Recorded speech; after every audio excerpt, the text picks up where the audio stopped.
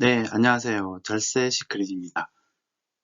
채널을 만든 지 벌써 한 달이 다 되어 가고 있는데요. 그동안 이제 컨텐츠를 열심히 준비는 했지만, 너무 텍스트 위주로, 자료가 만들어지다 보니까, 많은 분들이, 좀 설명이 필요하다. 좀 자세히 설명해주면 훨씬 더 도움이 될 것 같다라는 의견을 많이 주셔가지고, 어, 좀 부족하지만 이렇게 설명을 드리는 영상을 따로 이제 제작을 하게 되었습니다. 많이 부족한 점이 있더라도 예쁘게 봐주시고 혹시 제가 준비한 자료들이 도움이 많이 되었다면 구독과 좋아요 잘 부탁드립니다. 그러면 오늘 첫 번째 제가 맨 처음 업로드했던 컨텐츠에 대해서 이제 설명을 좀 드리려고 합니다. 상속세 절세 준비는 언제부터 해야 할까? 이 부분이 사실 많은 분들이 좀 궁금해 하시는 사항인데요. 최근에 사실 뭐 코로나도 영향이 있고 해서 사실 갑작스럽게 이제 좀 돌아가시는 분들이 좀 많아지셨고 이제 좀 부모님이 돌아가셔서 갑자기 이제 아무 준비 없이 상속이 개시되는 그런 경우를 이제 좀 자주 보고 있습니다. 그래서 좀 한편으로는 아무 준비 없이 이제 돌아가시다 보니까 좀 상속세를 많이 이제 내야 되는 그런 분들이 좀 있습니다. 그렇다면 과연 이제 상속세라는 것이 과연 이제 재산이 많은 분들만 해당이 될 것인가, 아니면 도대체 재산이 어느 정도이면 이제 상속세를 미리 준비를 해야 될까? 네, 그런 부분에 대해서 간단히 설명을 드리겠습니다. 자, 그러면 언제부터 시작하는지 이제 한번 살펴보겠습니다. 자, 자산이 16억을 넘어가면 이제 상속세에 대한 절세 시크릿이 필요하다.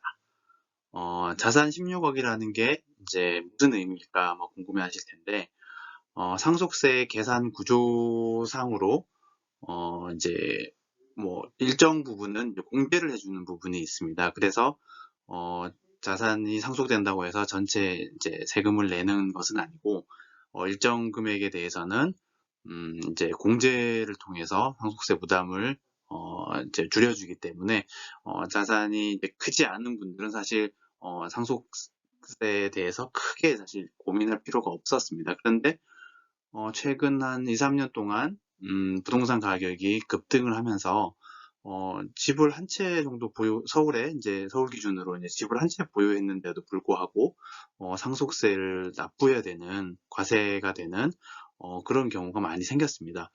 그래서 이러한 부분이 이제 어떻게 대비를 하면 좋을까? 그런 사실 여러 가지 다양한 이제 절세 방법들이 있을 텐데 오늘은 가장 간단히 이제 적용할 수 있는 방법을 한번 알아보겠습니다. 자, 그러면 케이스를 한번 살펴보겠습니다.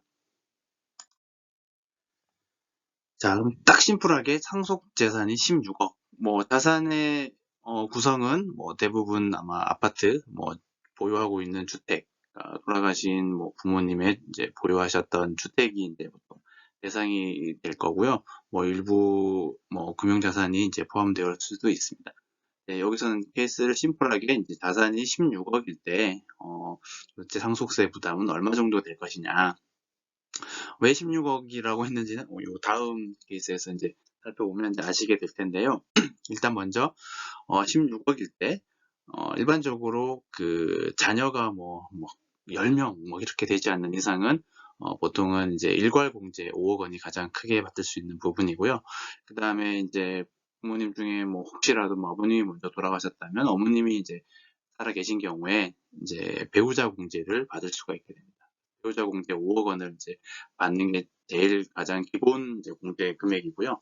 그렇게 하면 상속세 과세 표준은 6억 원이 되고 6억 원에 대한 상속세는 1억 2천만 원 정도가 나옵니다. 뭐 물론 1억 2천만 원이라는 게 뭐 자산 16억에 대비해서 뭐 크다면 크고 뭐 작다면 작을 수도 있지만 사실 과연 1억 2천만 원이라는 돈도 사실 우리가 그러니까 상속세로 내는 것을 절감할 수 있다면 미리미리 준비해서 상속세를 줄이는 그런 방법이 한번 이제 필요할 것 같습니다. 자, 그러면 이 상속세를 정말 절세할 수 있는 시크릿은 무엇일까? 물론 뭐 여러 가지 다양한 유형들이 있겠지만 일단 상속세라는 거는 줄이기 위해서는 정말 시간이 필요합니다. 왜냐하면 이제 상속 그 개시, 그러니까 부모님이 돌아가셨을 때 기준으로 과거 10년간의 재산을 합산하게 되어 있기 때문에 그 사이에 뭐 미리 증여를 하거나 한 부분까지도 다 합산하게 됩니다. 그래서 실제 이제 상속세를 줄이기 위해서는 최소한의 시간이 필요하고, 그 다음에 여기 공제 항목에 보면 배우자 공제 5억 원이 있지 않습니까?